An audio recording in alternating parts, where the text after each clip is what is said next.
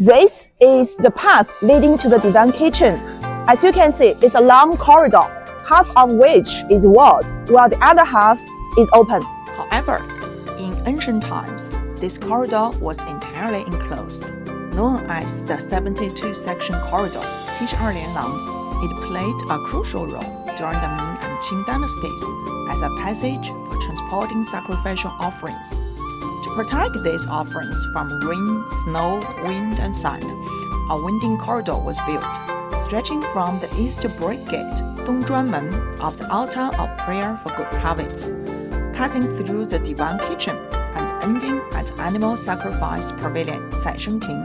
Let's start with the divan kitchen. This courtyard, facing south, consists of 3 main buildings. The largest is a hall of the divan warehouse, 神库殿, where the emperor would inspect the ceremonial items one day before the rituals to ensure everything was prepared.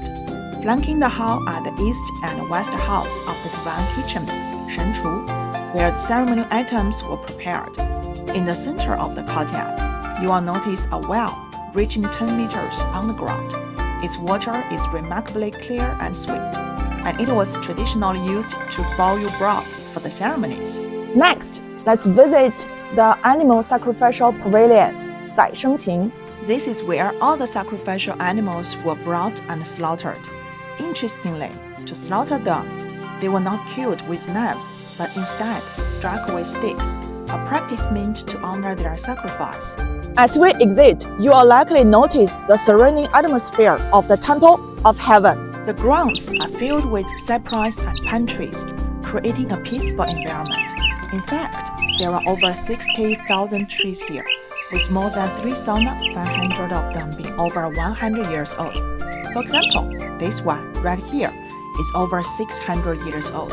Continue on, you will come across a cluster of rocks, also known as 7-star stones, 七星石. As the name suggests, there are supposed to be 7 stones. But if you count them, you will find 8. Why is that? Legend has it that during the reign of Emperor Jiajing, Jiajing Huangdi, a feng shui master, observed that the southeast area of the temple was too empty, which was believed to threaten the stability of the nation.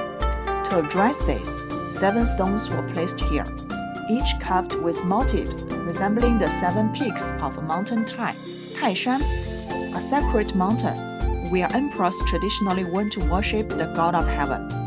The 8th stone was added much later by Emperor Qianlong Huangdi, after the Qing dynasty consolidated power in the central plains. This additional stone was placed to the northeast of the original 7, symbolizing the shared heritage of the Manzu and Han peoples. Today, the Temple of Heaven has been transformed into a beautiful public park, enjoyed by locals and visitors alike.